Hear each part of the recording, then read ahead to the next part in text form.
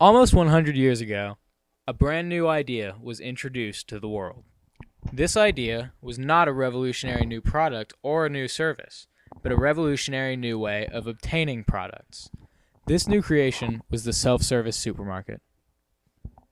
The self-service supermarket, invented in 1916 by Clarence Saunders, marked an entirely new way of selling products. Prior to the invention of supermarkets, when customers wished to buy a product at a store, they would give their order to a clerk at the front desk. The clerk would then go back into the store, measure, weigh, or cut the desired amount of the item, calculate its price, and bring it back to the customer. This system was extremely inefficient because each customer had to have his or her own clerk at all times. The supermarket essentially flipped this system around.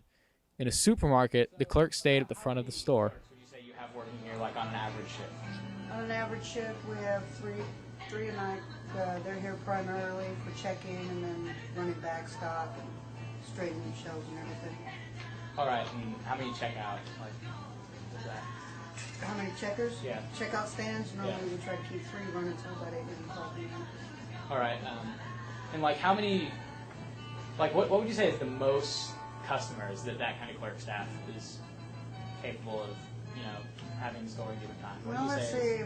If I have 3 of them checking and we have an average of 600 customers, 650, they're checking out 200 to 300, depending on if they're the stationary one. Okay. While the customers traveled within the store. All of the goods were organized on large shelves in groups of similar products. A customer would get the items that they wanted out of the store and then bring them all to the front, where a clerk would charge them for their items. This system was vastly more efficient, as now multiple customers only needed a single clerk when they checked out. Also adding to this new efficiency was the invention of pre-packaged food, which made it even easier for the clerks to handle checkout by eliminating the need for measuring or cutting out a certain amount of food. Clarence Saunders, the creator of this system, may not be a household name, but he has impacted life in a huge way. The Piggly Wiggly, invented in 1916, was the first supermarket in America. The success of this supermarket caused many other businesses to rush to imitate Saunders' plan.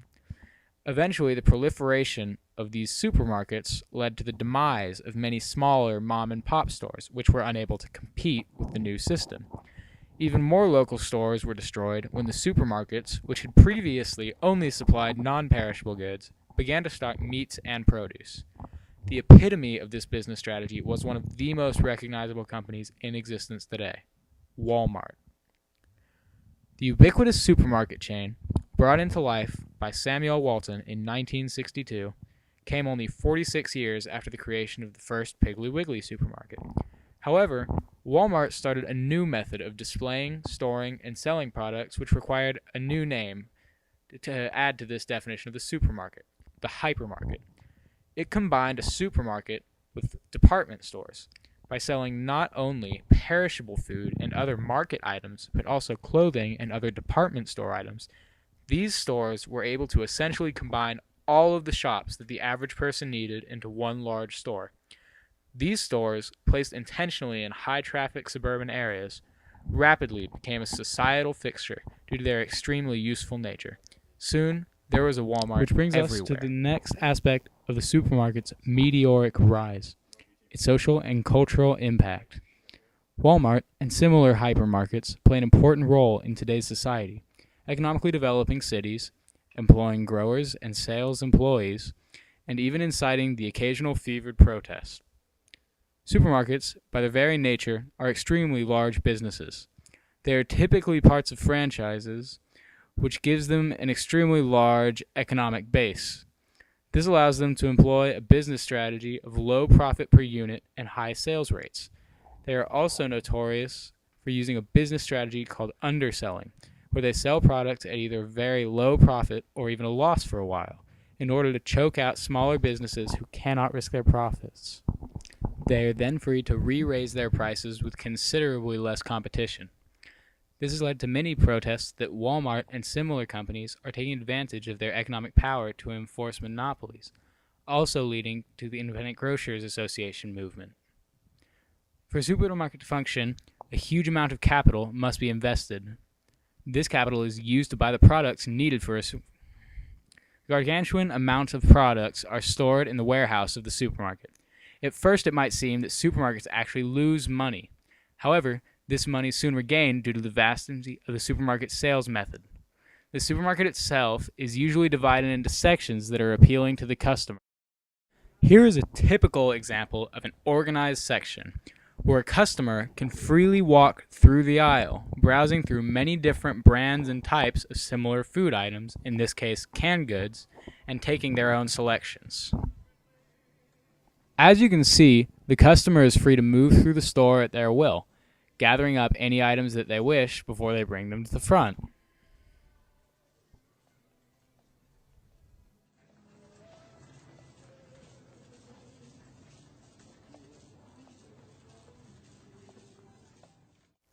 Another aspect that the supermarket introduced into the layout of the products and merchandise was the placement of goods in the stores, not their organization in the aisles, but their placement on the actual shelves.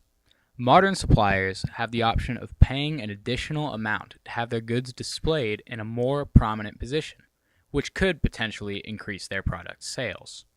This led to competition within suppliers in addition to retailers for the top advertising and top selling spots. The lowered prices added to the constant competition, allowing the supermarket's design to reach its full potential. By having an additional source of income from the suppliers, in addition to the standard income from customers, they were able to increase their profit margin by a large amount.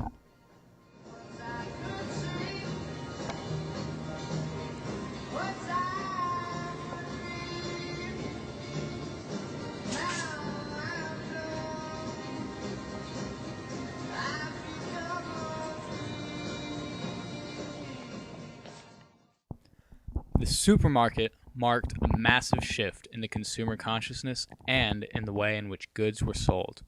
From Clarence Saunders and the Piggly Wiggly in 1916 to the massive corporate hypermarkets of the modern era, the evolution of the supermarket throughout the past 100 years has demonstrated the evolution of our economy. From small local markets to nationally syndicated brands, from measuring profits in hundreds of dollars to measuring them in hundreds of millions, and from a one-to-one clerk-to-customer ratio to a system where 3 workers can handle hundreds of customers at once, the supermarket has changed the way that we, as a society, shop. The store is no longer simply a place where one goes to buy things. It is a multifaceted and complex societal fixture that brings together many aspects of consumer society. And next time that you are in a supermarket, take a moment to realize that you aren't just in a store. You are standing in a living monument to the history of the American economy.